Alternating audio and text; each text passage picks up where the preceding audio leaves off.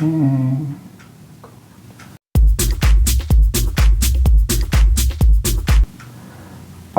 drawing a map.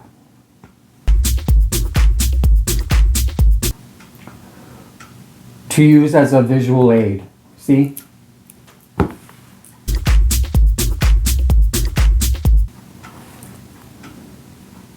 Because, Filberto, having a visual aid will help tell my story to the millions of viewers that are watching right now.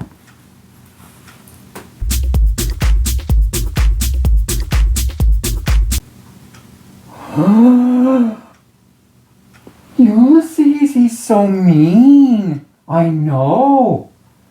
Cállate, Filberto. Dios mío. Pinche.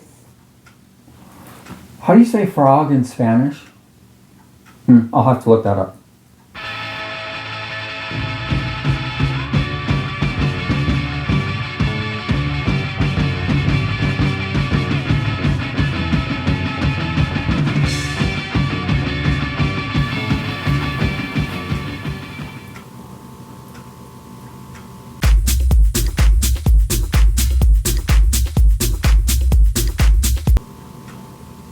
Yeah, actually. Could you get me a box of Raisin Bran? Oh, and some toilet paper. Charmin. Or Northern. Don't get the cheap stuff. Oh, and some peanut butter. But it's got to be Skippy. If they don't have Skippy, if they're out of Skippy for some reason, then forget the peanut butter. Actually, you know what? Don't worry about it. I'll just go to the store tomorrow, okay? But thanks anyway. Have fun.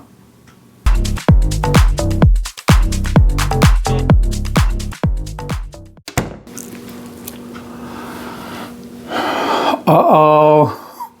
Ulysses. Filberto forgot his wallet. I hope he doesn't get pulled over. Speaking of being pulled over, I was pulled over by a cop last Tuesday. Let me tell you the story. So, last Tuesday, it's 9 o'clock in the morning. I decide that I want to have McDonald's for breakfast. So, I leave my apartment, walk to my truck, and I start driving to McDonald's. Now, the streets are dead. At that time of the day on a Tuesday, there's no cars around. But once I get to the main drag on Wendover Boulevard, you know, then now there's some traffic, no big deal. Anyway, I get to the near the entrance of McDonald's, and as I look over, I see that there's a really long line of cars in the drive-thru. And I thought, oh man, screw this, I'll just come back later. So I thought, to kill some time, I'll just hop on the freeway and drive around. Maybe listen to Kerry, Bill, and Gina on X96, right? The radio from Hell Show. So I turn on the radio, and Kerry, Bill, and Gina are on. And this show, you guys, if you've never listened to the radio from Hell Show on X96 in the mornings, it's fantastic. I've been listening to these guys for years and years and years. And what's fun about the show is that they'll just start talking about random topics, right?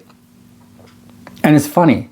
So when I turned on the radio, Gina was right in the middle of talking about toothpaste. And she said something like, I remember when I was a kid, there was this red toothpaste and it tasted like cinnamon. She said, but I can't remember what it was called. And Bill's like, oh yeah, I know what it's called. It's called Ultra Bright. And Gina's like, no, that's not Ultra Bright. That's not right. And I'm like, Gina, I'm yelling at the radio. Gina, it's called Close Up. I have some Close Up toothpaste. Of course, she can't hear me, right? Because I'm in my truck and whatever. Anyway, so Kerry says, I'll Google it. I'll look it up. So Bill and Gina keep talking. And Gina says, yeah, I remember I brushed my teeth with that. And then for like 2 hours afterwards, my breath would still taste like cinnamon, like Wrigley's Big Red gum or the Red Hot Tamales candy. It had that real strong cinnamon flavor. She's like, that was a good toothpaste. She said, I don't think they make it anymore. And Kerry now chimes in and says, oh yeah, okay, I found it. It's called Close Up. And Gina's like, oh, that's right, Close Up. She said, and the package was red, and the tube was red, and the toothpaste was red. And Kerry goes, yeah, and it is still available, but only in certain parts of the country. And so as they're talking, I'm thinking, well, I'm see how skinny my tube is? I'm almost out of Close Up toothpaste. So to kill time while I'm waiting for the McDonald's line to die down, why don't I drive to Family Dollar and buy some toothpaste? Plus I needed to get some batteries and some other stuff. Anyway, okay, so at this point of my drive, I am on I-80 and I'm heading westbound back towards the Wendover city limits. Now, let me grab my marker and let's introduce my map. I spent a lot of time on this map. Okay, if you take the first exit off of I-80, it's a long off-ramp.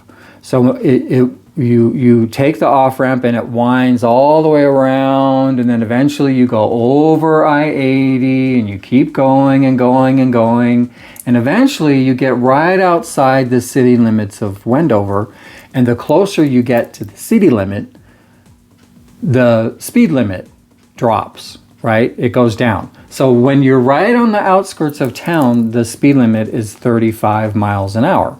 Okay, so I look down at my speedometer to make sure I'm going 35 miles an hour, because the cops on the Utah side are notorious for, they don't have a lot to do. Let's just say that. Okay, so I'm right on the outskirts of town, okay?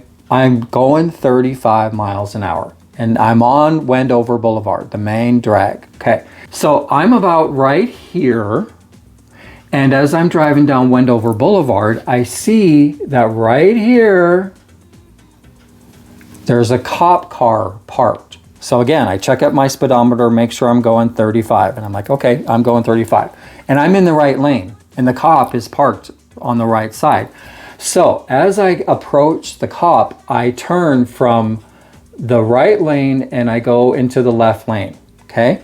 So I'm driving down, and I drive about, 200 feet in front of cop number one, when I notice that there's a second cop right here.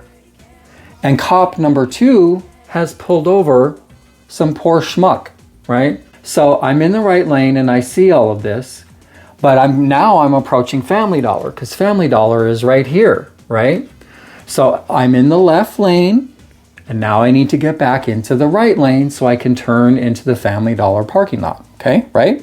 All right, so here I am driving along, and now I get it back into the right lane, and then I pull into Family Dollar, and I park right here in this spot. Okay? Now, when I get out of my truck, I look back to everything that was happening here, where that cop had pulled over that other car. And then I see that cop number one is now driving, and he's driving kind of fast. And then he pulls into the Family Dollar parking lot, and he pulls right behind my truck, like basically blocking me in. And I'm thinking in my head, well, he's not here for me. I haven't done anything wrong. I was going 35 miles an hour. So I ignored him, and I continued to walk towards the front door of Family Dollar. And the cop stops me. He goes, "Excuse me, sir." And I turn and I'm like, "Yeah?" He goes, "I was going to give you a ticket for not signaling, but since you signaled when you turned into the parking lot of Family Dollar, I'm just going to give you a warning." And I was like, "What?"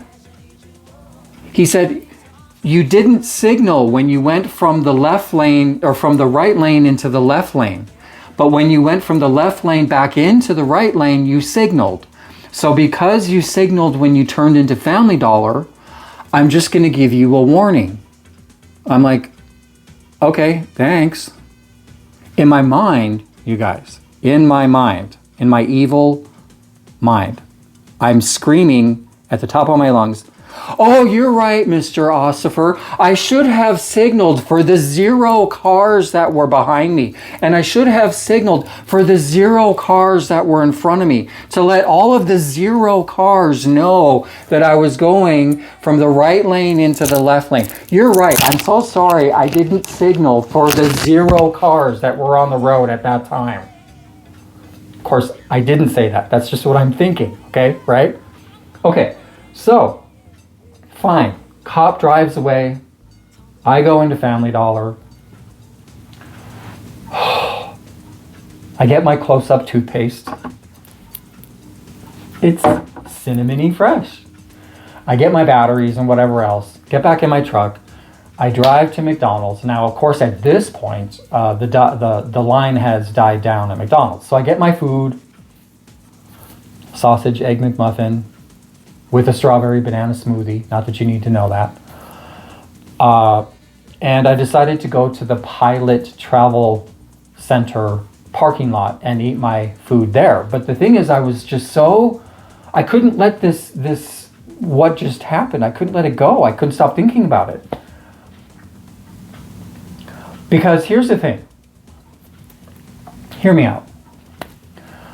When I was in slots at the Rainbow Casino here in town, for a couple years, I would work the 8 p.m. to 4 a.m. shift, right? So I got off work at 4 in the morning. And when I came home, right near my house, there is a 4-way stop. And I'm in the left lane. It's 4 in the morning. There's nobody around, okay? I get into the left lane and I turn on my signal. And the moment I do that, sometimes, I'll think to myself, who the hell am I signaling for? There's nobody around. There's nobody in front of me. There's nobody behind me. There's literally no cars around. Who am I signaling for? My spirit guides? The crickets? And so I'm sitting there at the stop sign with my blinker. Ding, ding, ding, ding, ding, ding. And I'm like, I feel like a dork. Because nobody is appreciating the fact that I have the signal on. So over time, when I would get home and I would approach that 4-way stop, if there weren't any cars around, I wouldn't signal. Am I the only one that has done that? Do you guys do that? If you're driving around on your city streets, your neighborhood streets, and you go to turn somewhere, but there's no cars around, do you turn on the turn signal? So my friend Rachel and I had this discussion, right, a couple days after this whole incident happened. And I'm telling her about the conversation. And I said, so Rachel, what would you do? She said, Sean, it's the law. You have to signal. See, this is the kind of stuff that I think about at night when I'm laying in bed and I can't sleep. I think, wow, if I were the only person alive on the planet and I'm driving around in my truck and I approach a 4-way stop, am I going to turn on my turn signal when everybody is dead but me? Hell, am I even going to stop at the stop sign? I don't know. It just got me thinking, who am I signaling for?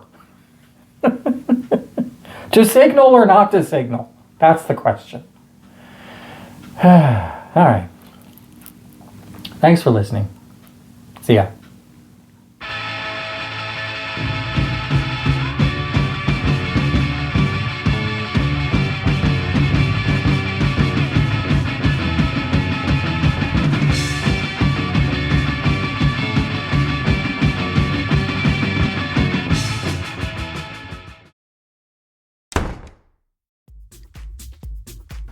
Oh, hi, Filberto. Wow, that was quick. Oh, you got me a cherry Coke. I love cherry Coke.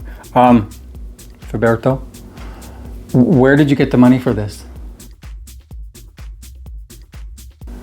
But you forgot your wallet. That's not yours? Well, then whose is it?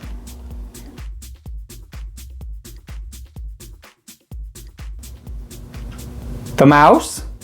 We have a mouse? There's a damn mouse? Great. Now I have to come up with a name for the mouse. Now I gotta go grab my name book. I gotta flip through the damn book and come up with a name. M name for boy, because it's, mouse begins with M, so I gotta find an M name. And it's gotta end in toe. Like Shawnito, Philbert Toe. So like Max Toe, Myron Toe, Martin Toe, Marshall Toe. And how does the mouse have so much money? What, has he got an OnlyFans account? I mean, he's got more money than I do. Matthew Toe.